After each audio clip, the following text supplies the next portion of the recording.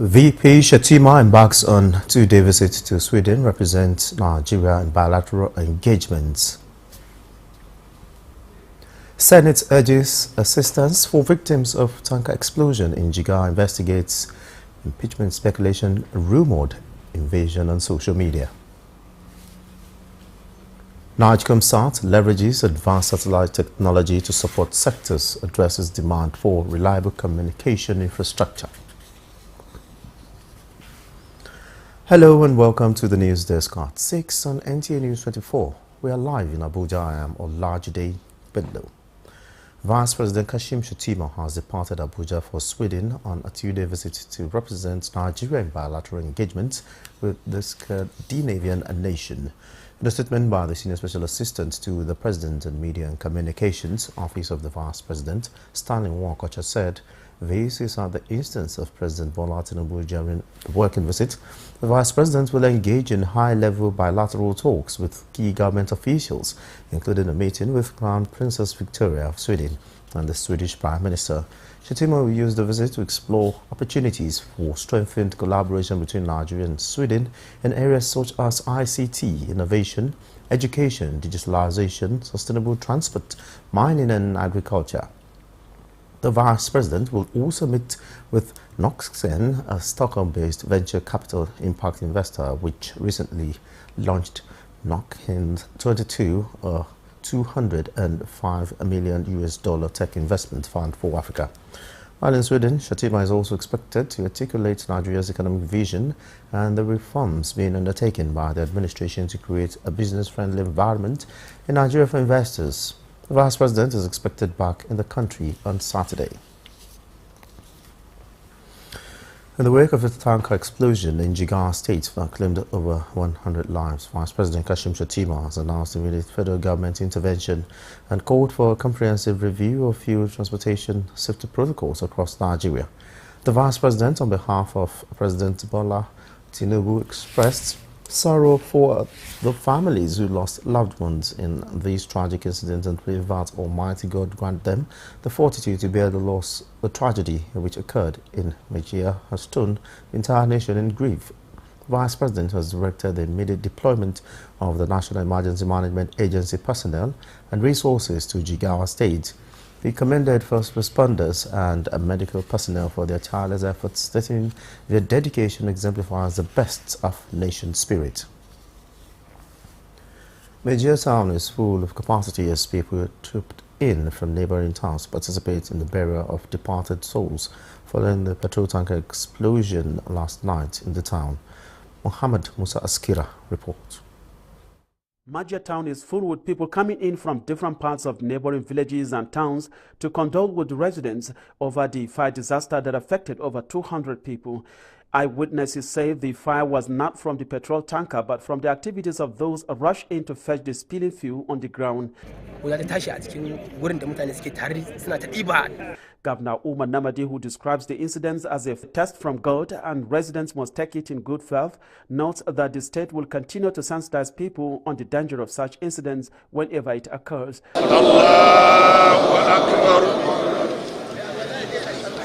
Apart from the secondary facilities we have in the state, we have also make arrangement with the tertiary facilities, Amini Kano Teaching Hospital, Federal Medical Center Brununkudu and Federal Medical Center Unguru. For those that are in Hadeja General Hospital, they have a referral center at Federal Medical Center Unguru. And for those that are in Jahun, they have a referral place at Federal Medical Center Brununkudu, and for those in Ringium General Hospital, they will be referred to Americano Teaching Hospitals. Arrangement has been made by government to take care of full medical bills of these people. Those hospitalized will continue to receive free treatments in various hospitals they were taken to across the state. In Dutse, Muhammad Musa Askira, NTA News. Nigeria's First Lady Oluremi Tinubu condoles with the governor of Jigawa State, Malam Umar Namadi, and the people of the state over the unfortunate tanker explosion which left many dead and injured. In a statement, the First Lady asked God to comfort those affected by the incident, as she says her thoughts and prayers are with all the victims at this time, praying God to grant the friends, families and loved ones of the departed souls the fortitude to bear the pain, loss and speedy recovery to the injured. Women and youth in Niger Delta area will soon have more cause to cheer following a strategic partnership is being worked out between the Renewed Hope Initiative and Niger Delta Development Commission (NDDC) to expand the scope of empowerment in the area. Managing Director of the Commission, Samuel Ogbuku, disclosed this after meeting with Nigeria's First Lady Oluremi Tinubu in her office. We in NDDC, we have seen the laudable projects of the Renewed Hope Initiative, and we thought there was a need for us to also identify with all the programs and engagements of the Renewed Hope Initiative. So we met with Her Excellency and decided to forge a partnership with the Renewed Hope Initiative. And this partnership is going to be in various areas, ranging from medical to education. So in our next set of our medical outreach is going to be a partnership between the Renewed Hope Initiative and NDDC. And also in the distribution of our educational tabs, the Renewed Hope Initiative and NDDC is also going to partner to ensure that at least the U-Lesson educational tabs which we are distributing will be a partnership between the Renewed Hope Initiative and NDDC. Even in our youth internship scheme too, we're also bringing Renewed Hope Initiative on board too, which is in the area of job creation. Also in the areas of other, empowerment for women and other areas too.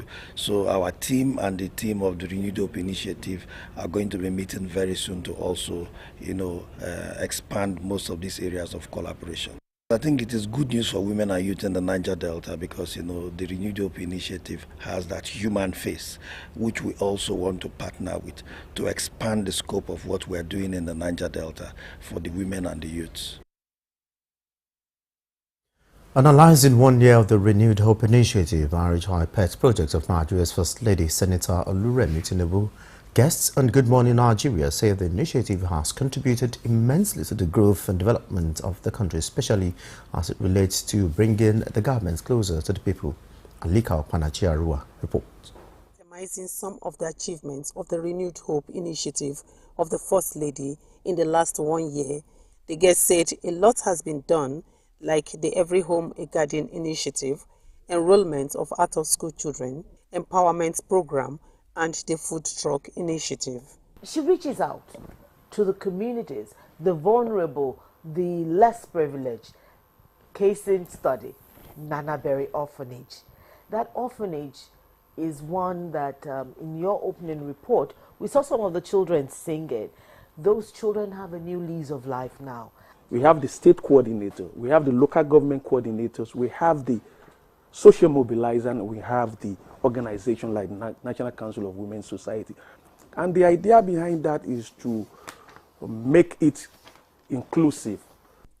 In the area of health, the guests commended the First Lady for including the human papillomavirus HPV in the general routine immunization, reducing mother-to-child transmission of HIV and AIDS cases and birth registration. She's done the Young Farmers Club with the motto, growing the food I eat starts with me. And to quickly respond to your question on how do we get schools involved, the structure of the Young Farmers Club is to have the teachers in their school involved. The guest says the First Lady is taking one step at a time in making positive change in the lives of Nigerians, hence the need to support her for the overall well-being and development of the country. In Abuja, Alika Opanachi-Arua, Nta News. And meanwhile, reports just reaching us has it that President Bola Tinubu has sent a high-level delegation to Jigawa to felicitate with the victims of the incident. Moving on, young girls from almost 50 schools in Abuja are already leveraging the power of technology to advance their careers and create technology-enabled businesses to solve specific societal problems. Tokpe Alabi reports that this was at a session in Abuja by Mirasha Foundation to observe girl-powered programs to address women's participation in the male-dominated tech domain with efforts to close the gender gap. Technology, believed to be the fourth industrial revolution, is critical to transitioning females into the global economy mainstream. However, in Nigeria, the ratio of men to women in tech is 8 males to 2 females, so efforts to increase women's participation in the male-dominated tech is why Miraisha Foundation, Glisten International and development partners are creating this platform for young girls to unleash their creativity and close the gender gap. Anna Ogbuabo, Nisi Haruna and Shukrat Sadiq are in their teens in Senior Secondary School 1 and they are excited about the platform to create eco-friendly solutions. This is a carbon extracting machine.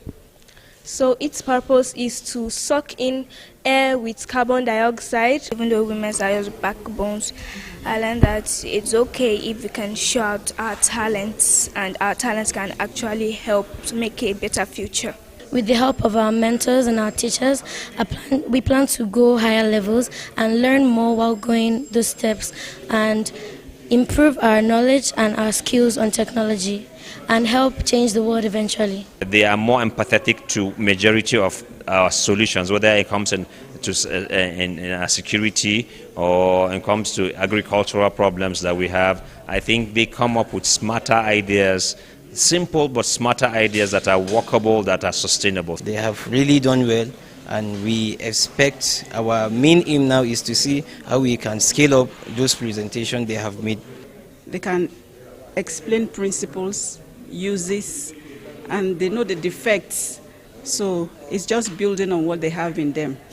With platforms like this, it is expected that more girls will be given the opportunity to unleash their creativity in transforming lives.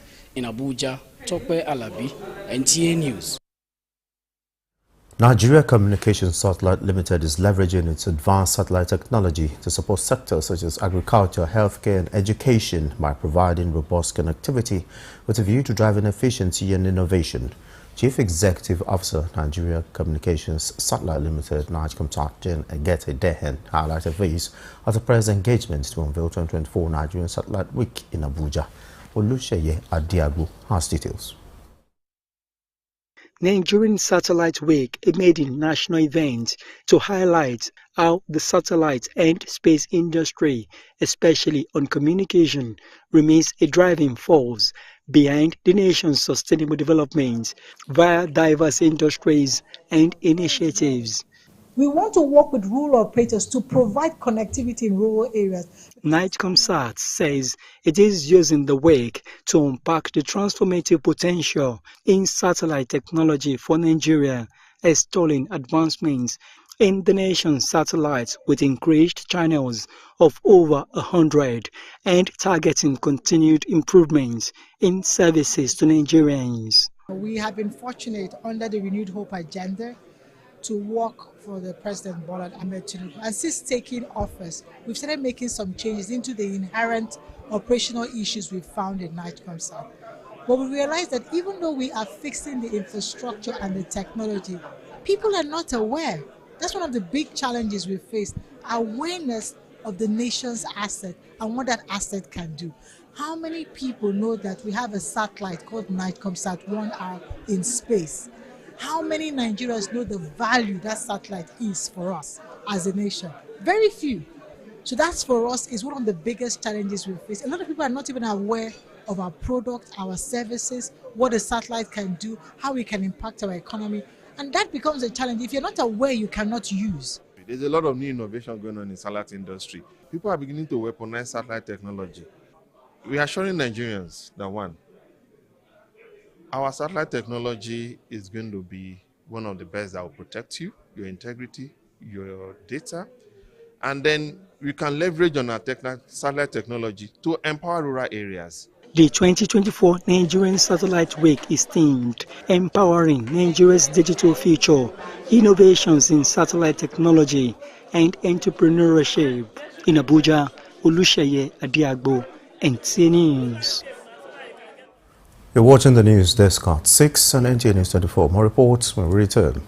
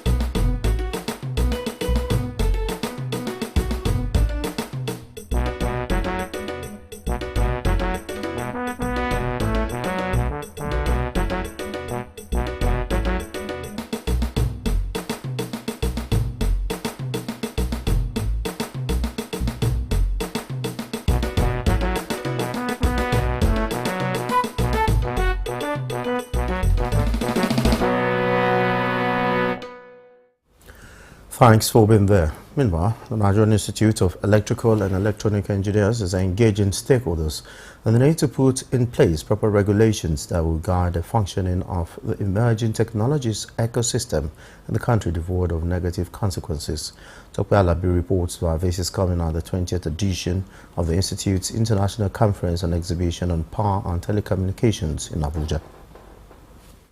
From artificial intelligence and robotic science to quantum computing, with emerging technologies at the forefront of transformative change of the internet, this conference brings together stakeholders from both public and private sectors to explore the most important emerging technologies that are set to redefine the future. A broad subject focusing on the convergence of emerging technologies and sincere government efforts to solve national development challenges across a broad spectrum of engineering areas. Conversations focused on putting the country first and improving the ICT ecosystems in tandem with the country's laws of practice.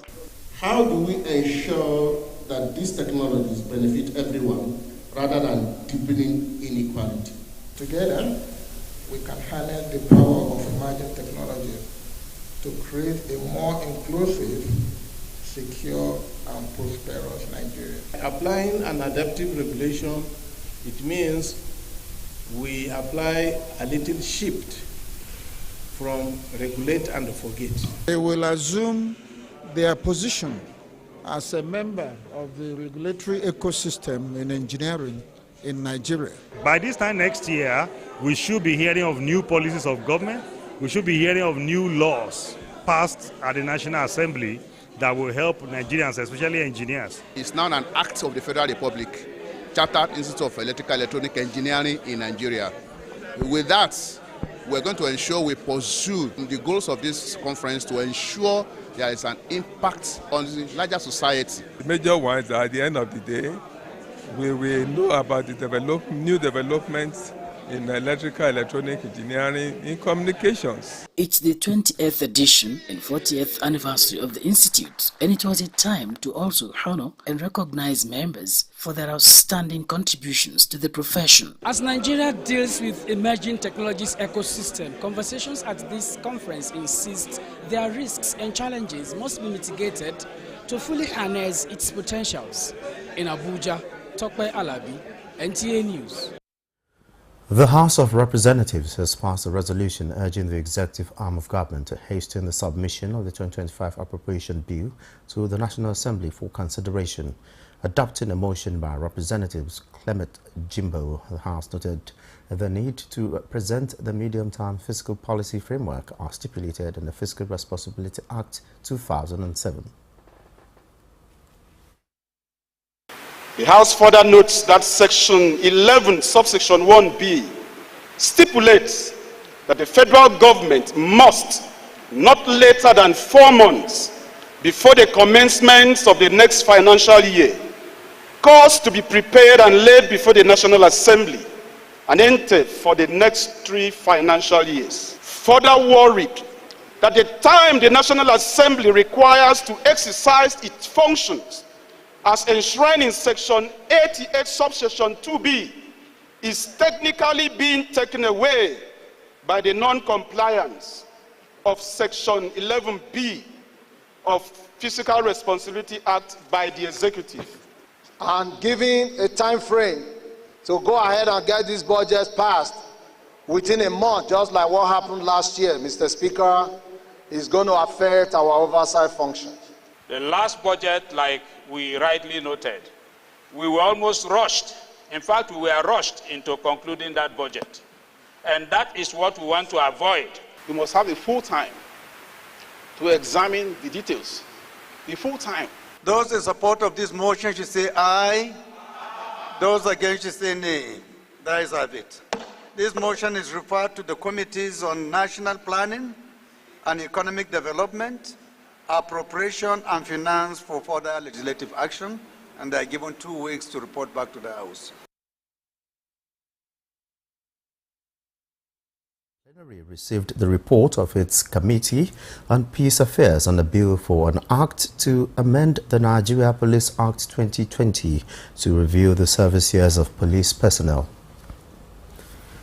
The National Emergency Management Agency, NEMA, has deployed emergency response team to Kogi State following flood incidents in some communities in the state.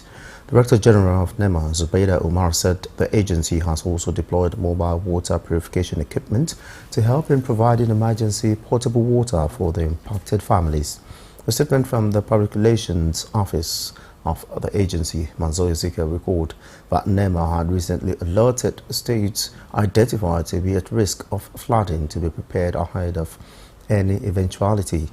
NEMA, while alerting the states, also announced that the agency had activated all its zonal, territorial and operations offices and pre-positioned critical equipment for timely response, search and rescue, as well as evacuation of persons to safer higher grounds. The frontline states identified to be at risk of the flooding were Adamawa, Taraba, Benue, Nasarawa, Kogi, Edo, Delta, Anambra, Bayelsa, Cross Rivers and Kwara State.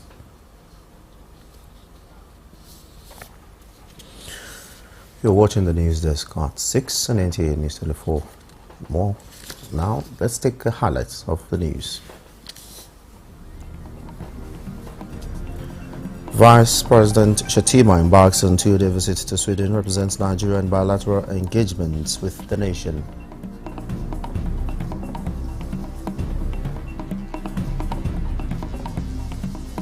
Senate urges assistance for victims of tanker explosion in Jigawa, investigates impeachment speculations, rumored invasion on social media.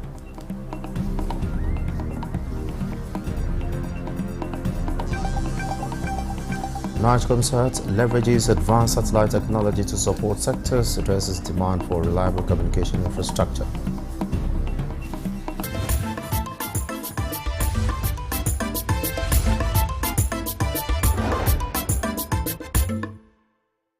Let's join our sport desk for a sport update.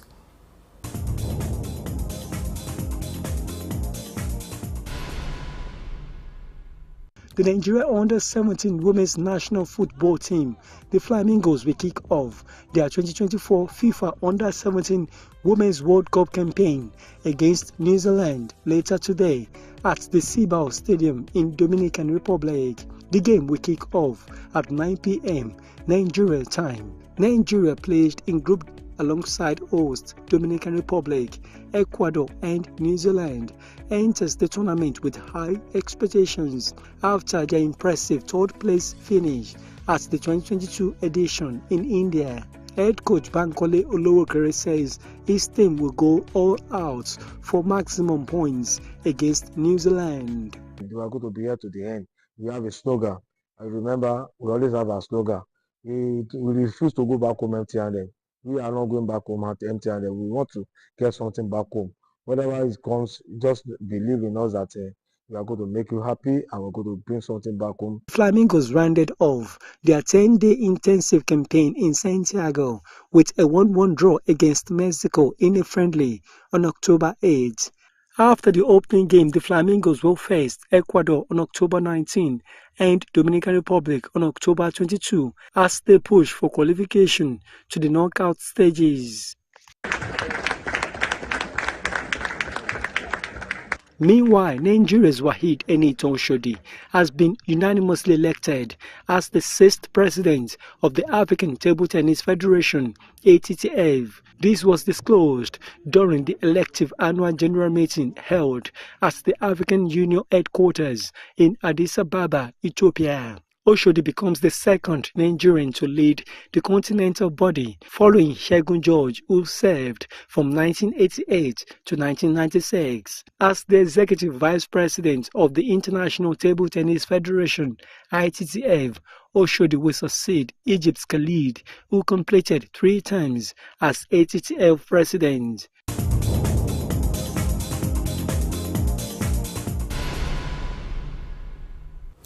And that concludes the news desk at 6 on Nta News24. Thanks for watching. I am Olajide Bello.